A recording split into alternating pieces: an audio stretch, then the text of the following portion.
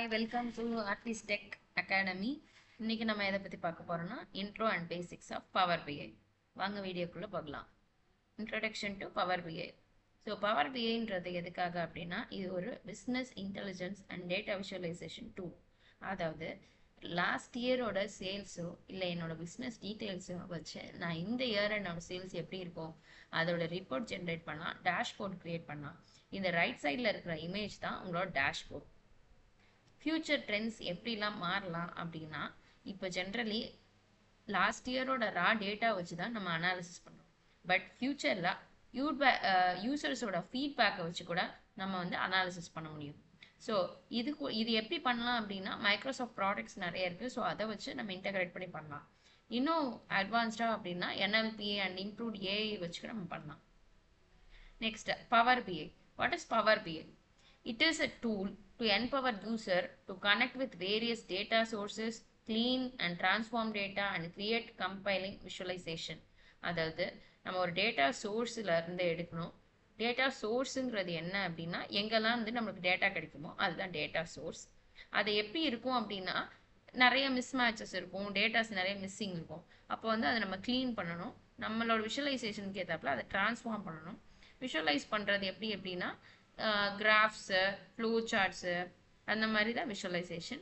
So இதில் 4 process இருக்குது. ஒன்று வந்து டேட்டா கனெக்டிவிட்டி, ரெண்டாவது வந்து டேட்டா டிரான்ஸ்ஃபர்மேஷன், மூணாவது வந்து visualisation, fourth one is dashboard creation.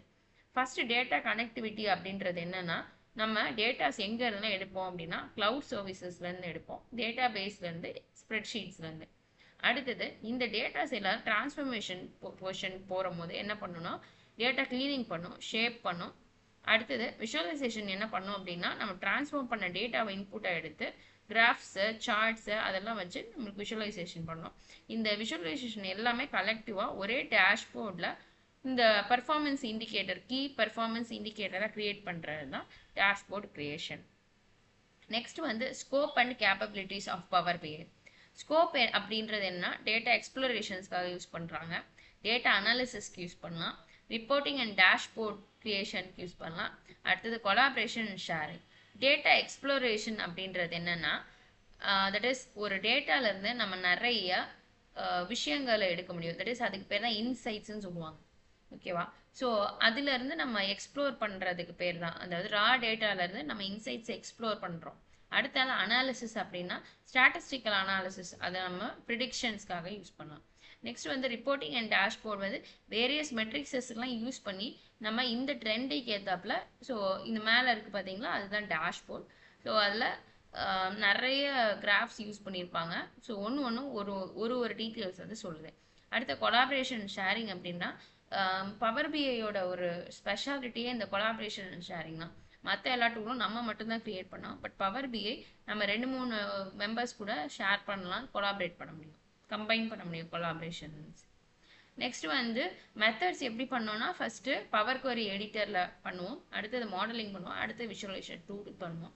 Power Kuvari editor அப்படின்றது என்ன? நம்மளுக்கு கிடைக்கிற ரா டேட்டா சோர்ஸ்லேருந்து நம்மளுக்கு கிடைக்கிற ரா டேட்டாவை க்ளீனிங் பண்ணணும் இல்லையா, அது வந்து பவர் குவரி எடிட்டரில் பண்ணுவோம். அடுத்த மாடலிங்கிறது என்னன்னா ஃபார் எக்ஸாம்பிள் ஸ்டூடெண்ட், காலேஜ் அப்படின்றது 2 டேபிள் இருக்குது அப்படின்னா அந்த 2 டேபிளுக்கும் உள்ள ரிலேஷன்ஷிப் என்ன?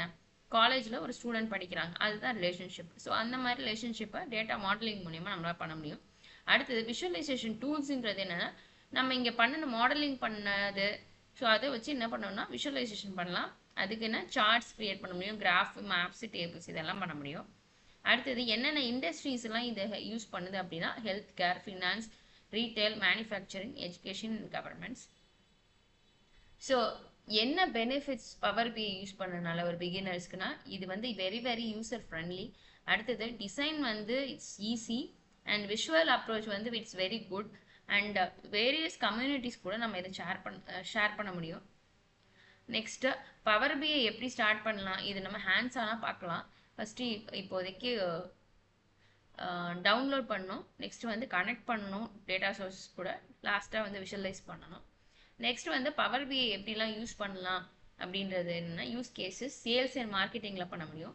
அதாவது to track the customer behaviour, marketing campaign எப்படி நடந்துட்டுருக்கு, சேல்ஸ் ஸ்ட்ராட்டஜிஸ்லாம் எப்படி ஆப்டிமைஸ் பண்ணலாம் அதுக்காக யூஸ் பண்ணலாம். அடுத்தது finance and accounting, human resources, operation and supply chain. Thank you.